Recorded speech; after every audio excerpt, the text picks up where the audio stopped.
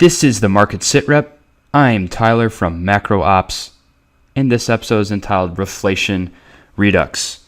Look how exciting this docket is. We got China's addiction, the oil update, and yes, we're still very bearish, the false reflation trade, and finally, a quant and technical overview of the S&P 500. Let's get this show on the road, guys. So first section is entitled China's addiction, and we all know what they're addicted to, debt. It's the same shit, different day over there, all right? China's slowing, and they're trying to fix by adding on more and more and more debt. Look at exports and imports here, year over year, downtrending. Hard downtrending, below 0%, downtrending. Annual growth rate, stalling, grinding to a halt, as we say. 2010 all the way down till now, not looking good. Some people think it's actually lower. And this is what the government over there is worried about. So what are they doing? You guessed it. More debt, more debt, more debt. Form of margin debt, mortgage debt. Any type of credit expansion they can do to get their limp economy up. So remember that margin debt rally that was fueled last year? I mean, they came out, they basically said, hey, we want the stock market to go up. We're going to lend you all the money to buy some stocks. Let's see what happens. And of course, we all know what happens with this kind of situations. We get a rally from 2,000 all the way up to 5,000, and then a crash because it's all empty buying. Not based on fundamentals, but short-term speculation. Makes a hell of a trade, and it's a lot of fun to participate in if you are a professional and you know how to get in and out. But for most people, they're holding bags, let's be honest. China's taken this again, and they want to light up the fire. So we have the Wall Street Journal coming out saying there's companies that are going to basically make it easier to borrow more money. One in particular, China Securities Finance. They're offering short-dated loans, cutting the interest rates on longer dated ones. And you look here on the graph, you can see margin debt skyrocketed in the beginning of 2015. That's what created that nutty rally, and now it's come off quite a bit. We think because of these new easy credit conditions, this is going to turn again to the upside and offer some great trading opportunities. Be on the watch for another margin debt fueled rally in the Shanghai index. Now, we all know, though, long term that it's not going to work, right? China's pushing on a string. Every new unit of credit is having a smaller and smaller multiplier effect on demand. China's just like the rest of the world here, where they're so indebted that expanding credit's just not going to work. All right, and here's a great example. Look at the yellow line. It's been diverging upwards. They're trying to grow credit, and nothing's happening. So the red line is stagnant, falling flat. Very boring here. Nothing's working. It's that simple. Nothing's working. And it's not just the stock market in China either. Real estate is the in-favor mechanism actually for their credit growth right now. And it looks like the bubble in the Chinese stock market last year. So we're thinking that the same boom-bust scenario is going to happen in the Chinese real estate market. And look at Shenzhen, year over year price increase from 2012. The thing's absolutely on fire. Pure speculator's market here. And we were reading something interesting about what the smart money is doing to capitalize on this phenomenon versus dumb money. And I think it's kind of cool. So I'm going to lay out the process here. The smart money is using the hot market and easy credit to move their capital outside of China. Okay, they want to get outside of the yuan because they know that the Chinese officials are going to be devaluing that thing. And they don't want to be there when their wealth gets cut in half. Dumb money is using the hot market and easy credit to basically play the real estate market like a game of baccarat. All right. And they're better off probably going to Macau or Vegas to play baccarat. At least they get a free drink and a free hotel room, But they're choosing the real estate market. So like I said, you form wealth, they're using easy credit conditions, hot real estate market to convert their CNY into USD. And Caxton, which is an economic publication from China, kind of explains how this works. So step one, you get a wealthy business owner. They mark up a property they already own. Step two, that wealthy business owner gives an employee theirs a down payment, fakes his income. So this employee can then get a mortgage. And guess what he does with that mortgage? He buys the marked up property from the owner at an inflated price. So the owner gets to pocket this spread, which is the amount of cash he received for the property minus the down payment he gave to the employee. And then finally, owner fakes some invoices, classic money laundering, through his business to convert the CNY into USD. And so the smart money is just waiting for the PBOC to devalue the yuan, and That way their money's not trapped in local real estate, which is illiquid. And after the devaluation, they can convert back from USD to CNY, and it's all for the better. The employee gets to live in a luxury spot. He's having a lot of fun until the bank finally forecloses on him and he goes back to the shack in which he came. But hey, it looks like a win-win situation here and a way to really play the system. Now, the dumb money or the poor uninformed speculators who are basically playing baccarat, they bought the stock market at highs last year and they're holding the bags. Now they're piling into the housing bubble, try to make a quick buck. And we know where this ends, guys. It's just they're going to be fleeced yet again. So there's actually speculation, though, that the party is loosening this credit to pile money into the real estate market. That way, when they do devalue, people can't fire sale and get their assets out of the country because it takes a bit to offload real estate assets. So the dumb money's kind of being led to the slaughter, so to speak, piling into overvalued illiquid assets only for their currency to get devalued, and then they can't escape from it.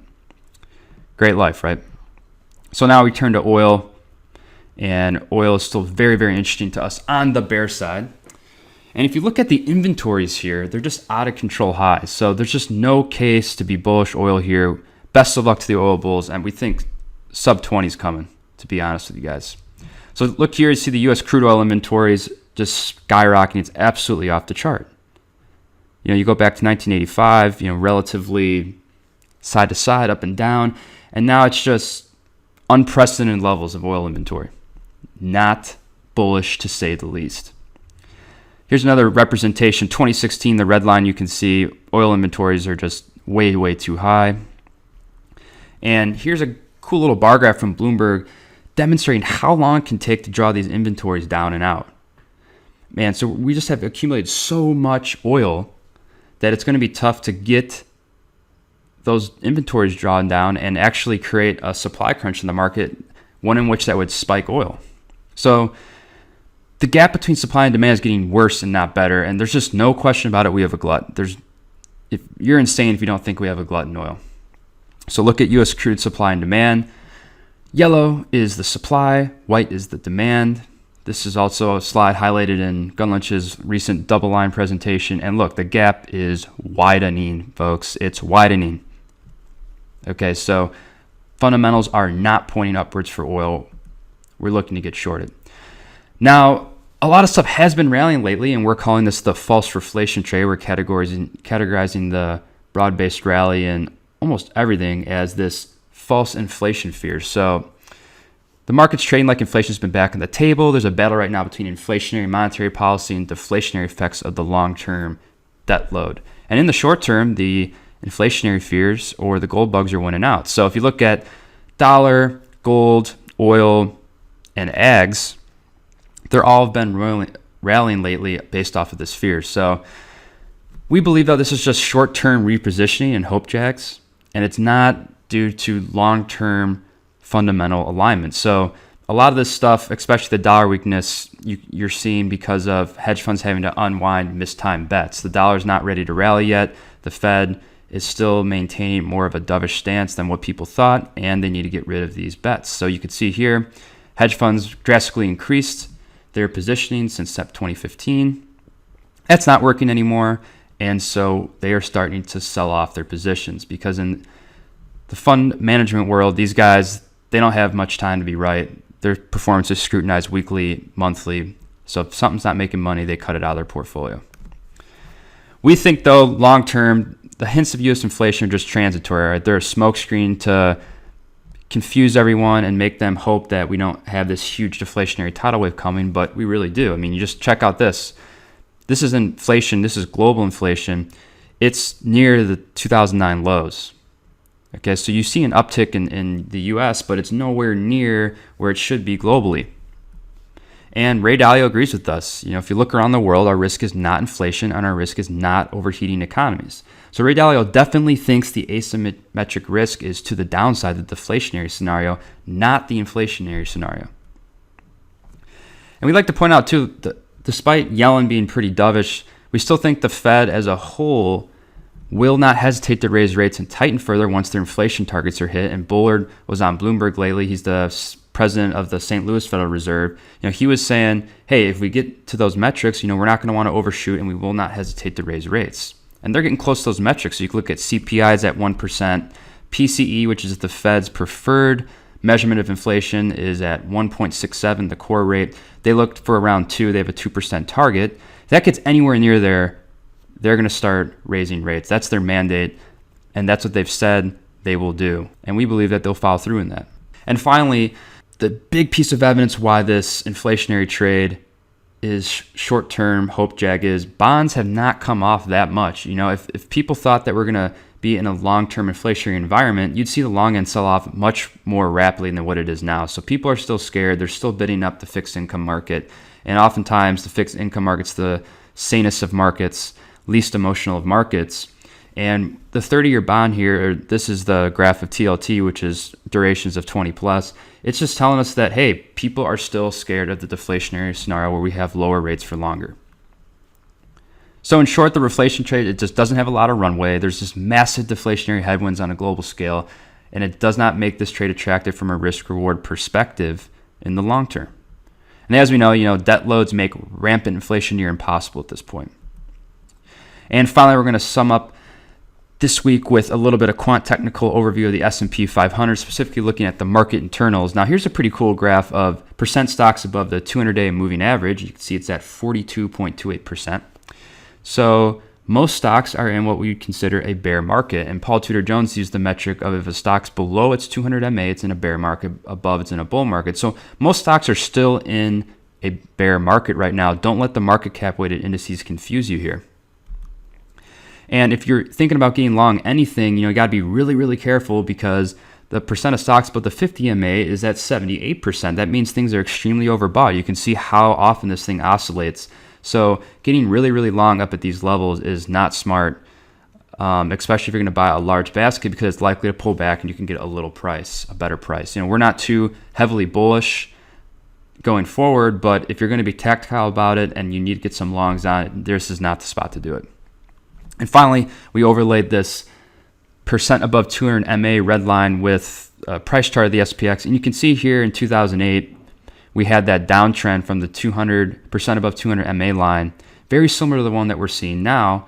And when we get these hope jag rallies here, the price action always retraces up to a point to make everyone believe that the bear market is not present or over, and then we fall off the cliff. So you can see when the percent above 200 MA line spikes and makes a lower high, that's a very dangerous point for the market. You want to be extra careful and make sure that what you're in is relatively safe for the long term, because this on a short-term basis, this is just not where you want to be buying stocks. And we feel like this is actually a pretty good analog to tell us that we can crash and break new lows.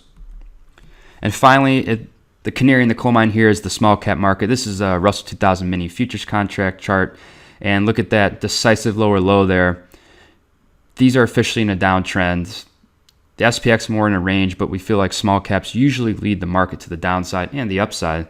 So we're looking to sell this in size soon, but just sitting on the sidelines for now and waiting. It's probably going to be some choppy conditions for the next few months. Thanks, guys, for listening. This is Tyler from Macro Ops. If you like this presentation, subscribe to our YouTube channel. Also, you can follow us on StockTwits, Twitter, our website, macro-ops.com. And you can also get into our closed group on Facebook. We have a lot of fun in there, talking markets. So thanks again for listening, guys, and I'll see you soon.